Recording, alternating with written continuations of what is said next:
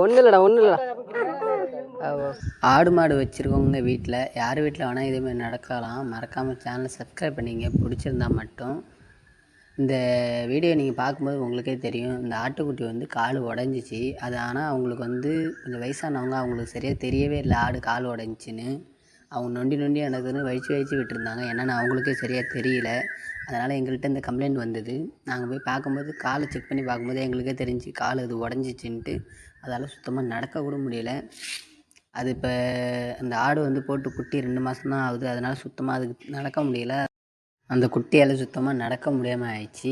Maximum வந்து நாங்கள் பண்ணுறது என்னென்னா, மாவு கட்டு தான், நாட்டு வைத்தியம் தான் நாங்களும் பண்ணோம். எங்கள்கிட்ட வந்தவொடனே நாங்கள் 1 வீக் அந்த கட்டு போட்டு ஒரு 2 வீக் பார்த்துங்க. அதுக்கப்புறம் வந்து நாங்கள் கட்டை அவுத்துறோம். அதுக்கப்புறம் நார்மலாக ஆகிடும், பிரச்சனை இல்லை. அதை நீங்கள் பத்திரமா பார்த்துக்கணும். வெளியில் எங்கேயும் சுற்ற விடாதீங்கன்னு நாங்கள் சொல்லிட்டோம் தெளிவாக.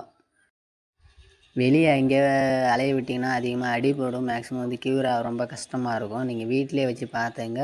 புட்டிப்பால் கொடுத்துட்ருங்க. மேக்ஸிமம் வந்து அது க்யூர் ஆகும். நீங்கள் பார்த்துக்கிறதுல தான் அது க்யூர் ஆகிற ஃபாஸ்ட்டாக இருக்கும், எந்த பிரச்சனையும் இல்லாமல். நம்ம வந்து நீங்கள் வெளியே விட்டு மறுபடியும் அடி போயிடுச்சுன்னா அது க்யூர் ஆகிறது கொஞ்சம் லேட் ஆகும், சொல்லிட்டாங்க தெளிவாக.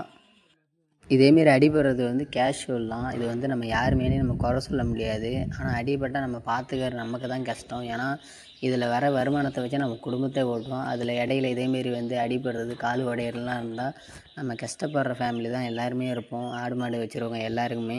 இது வந்து எல்லாருக்கும் ஒரு சமர்ப்பணம் தான் இந்த வீடியோ. நீங்கள் பத்திரமா ஆடு மாடை பார்த்துக்கிட்டா தான் அதுக்கேற்ற வருமானம் நமக்கு கிடைக்கும். நம்ம அதை வச்சு குடும்பத்தை ரன் பண்ணலாம்.